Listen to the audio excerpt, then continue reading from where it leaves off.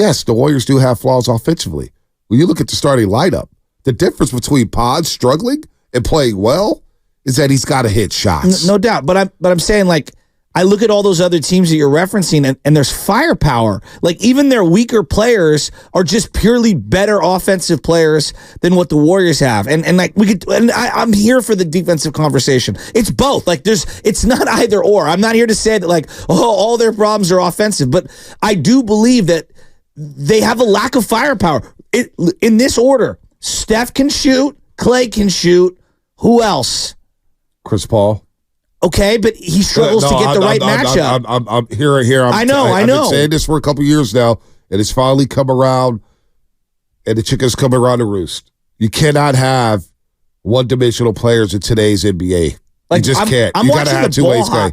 You're right, because I'm watching the ball hop for Indiana and for Minnesota, and it's like these 6th, 7th, 8th, 9th men are coming in, and they'll punish you if you leave them open. Exactly. Punish you. Well, when I look at the Warriors, it's a great point. Like, you got GP2 going to the lane for a contested layup with the game on the line. And I like him going to the lane there. But I know you cringed a little, but you missed it. Do you want him shooting a 20-foot 2-point shot? No, you can't do that. He went to the lane, he missed a layup. It sucks. He missed a layup. He smoked it. Listen, man, when you look at all these teams in the West, OKC, Denver, the Clippers, the Pelicans, the Mavericks now, the Kings.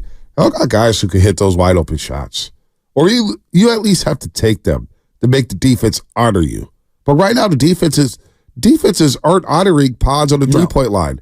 And that's the next step for Pods. I'm not here. I see a lot of people crushing Brandon Podziemski. He played 18 minutes, 37 seconds. He's a first-round pick trying to play alongside Steph Curry, Draymond Green, and Klay Thompson, Chris Paul, and all these Hall of Famers and champions.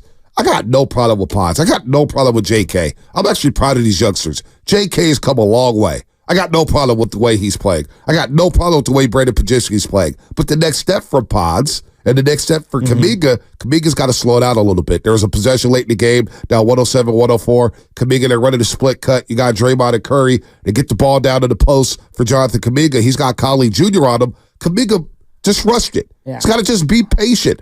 That's the next step for him. Being patient. Reading the defense a little bit more. Not settling for a long three. And for Podziemski, the next step for him is hitting wide open shots and being willing to take those shots. Let me defend Jonathan Kuminga for just a split second. There's a lot of him. What? I said I'm not even crushing him. No, not you. I think people are like, well, he's hit a wall. You were talking about like spacing around certain players. Kuminga can't even get the ball at the block because if you give him the ball on the block, there's nobody on the perimeter that you fear. So you're running double and triple teams at him. And so you have athletes in the paint clogging it up. And so I look at, what this team has to do if they're going to keep Jonathan Kuminga or whoever they end up keeping on this team. Like, you have to have guys that will punish you when you go to double. And the Warriors did that. They were throwing doubles at Ant-Man. They obviously have to help on Gobert when he gets the ball down low. And they're punishing you from the outside. The Warriors aren't going to punish you from the outside. Well, not right now, which is crazy because when they were humming, 2016, you think about all the threes they made over like 300 threes. So they were first. 2016, if I recall, they had like over 1,087 made threes. The next best team when it came to made threes, this is 2016. It was like in the 800s. The league has adjusted. And now when you see the Warriors in made threes, they're barely in the top 10. Boston's by far and away number one. But all these teams they've made the adjustment to say, okay, if we're going to get space, we got to hit the open three. All these guys, they're coming up in the game. They're learning AAU, college, whatnot. You got to hit the wide open three. That's the evolution of basketball because all these analytic geeks are phasing out the long twos and the mid-range jumpers, which I still think is a viable shot. If it's a wide open shot, take it. Hit the 15-footer. I'd rather score than take a contested three. But when you look at the Golden State Warriors, you look, Draymond Green was 5 of 9 yesterday. He was 2 of 5 for the three-point line. I don't mind the 5 three-point attempts. Hell, I want even more. And some people might say, Bonte, you're crazy. But those shots, think about it. He got 5 three-point attempts yesterday, all wide open. He could take another 5 open threes because he's getting that shot. And when you don't take that shot, like Friday night, and we've seen this over the last 4 years now with Draymond Green, hell, the last 5 years. that defender, whoever's guarding Draymond Green, is going to sag off him and play in the paint and block. If somebody's going to cut for a layup, that defender's going to be right there to contest that shot. I mean, Gobert is like, he's like, you hit that, great. Like, you got to hit 4 or 5 in a row for me to come out there. Like, it's just the reality. And it's, Dre's reluctant to take that shot. There's no question about it. And that kills the offense. You can't diagram a play that makes it. That, like, when you have a team that does it, that's why the whole thing, a lot of it, this is going to be very interesting this offseason, because I laugh. My whole thing with defending Klay Thompson this year, and I try to say it, but, again, this is where people, they don't really listen. They hear you, but they don't really listen. I mentioned this all season long, Shasky. Okay, you take Klay Thompson off this team. How many shooters you have? How many shooters you have? You really want to get in a league that values shooting at an all-time high, where everybody has shooting. You want to get rid of Klay Thompson?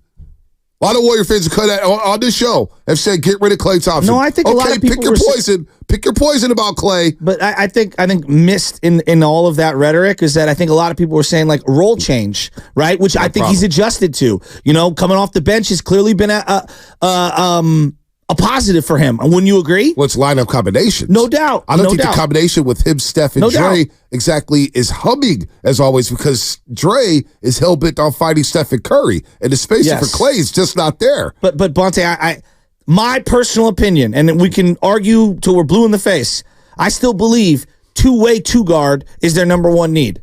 And that's independent of Klay. See, I view Klay differently now. I think he's a straight spot-up shooter, and it depends on who he's guarding, and obviously the positionless basketball. He can play a little 3, a little 4, whatever the combinations. But the guys alongside of him really does matter. I think they need a big-time perimeter defender, not necessarily a guard. I'm looking at like a forward. Maybe even a big.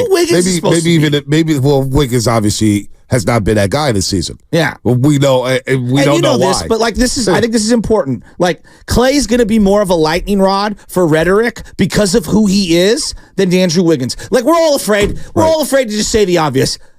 Wiggins looks terrible. Well, he looks terrible. I don't care where he's been, what he's up to. I'm talking about on the court. This is his. Why are we afraid to say it? No, we're not afraid to say it. Not you. It's been his worst season in the NBA. It's just been the worst season by far. But going back to Klay Thompson, go back to Klay for a second. And I'm looking at YouTube. I'm looking at Comcast Business Text Line. We're going to get to Psych and San Leandro in just a second. 888-957-9570. All the things coming down on Klay, and I mentioned this all season long, and people don't want to hear it. Spacing. He needs spacing. Obviously, he needs guys to create for him. But I don't just make things up and say things for shock value on these airwaves. I don't. I trust the people I talk to. I trust the sources that I have. I trust the people that I interact with on game day, every single day, whether it's opposing teams, whether it's the Warriors or whatnot. Klay has tremendous value in this league. And if Klay moves on, that's one less shooter on a team that's failing to make consistent jump shots. The Warriors are now 10th in the league in three-point percentages. They're using the top. Like, they'll make their 16 threes a game because of the off-balance of the offense, because of the lack of paint production. But you lose Klay Thompson this offseason. That's one less shooter. And you don't have a lot of money to work with. This is a league that value should have been at an all-time high. And I'm telling you, man, I'm telling everybody out there, 888-957-9570, people think I'm just be jaw-jacking. I'm here. Klay may not get $20 million a year. Klay may only get 15. Yeah, think again. This league values guys like Klay Thompson, and he's making himself some money by the game. Yeah, but this Warrior team is so up against it. They have to be pragmatic about how they dole out money. Like, it's not a disrespect to Klay Thompson to say we've got to figure out a way to get under this apron so that we have the flexibility to be able to trade first rounders. How about coming at Klay though? Imagine coming at Klay. When you're paying Andrew Wiggins $25+ million a year, and you're playing Draymond Green $25+ million a year, and you're going to come to Klay saying, "Hey, can you take 20, take a hometown discount?" That's disrespectful to Klay Thompson. Well, they overpaid. Sorry. I think it's pretty clear they overpaid Draymond Green. You got 3 more years at $25 million. And we're talking about value and what other teams like. I'm not sure and maybe there is, and I could be wrong. He had said there was another team out there that offered him more money than Golden State. God, I'd love to know what team that was. Yeah, and I'd love to know what that number was, because that's a lot of money. Me too.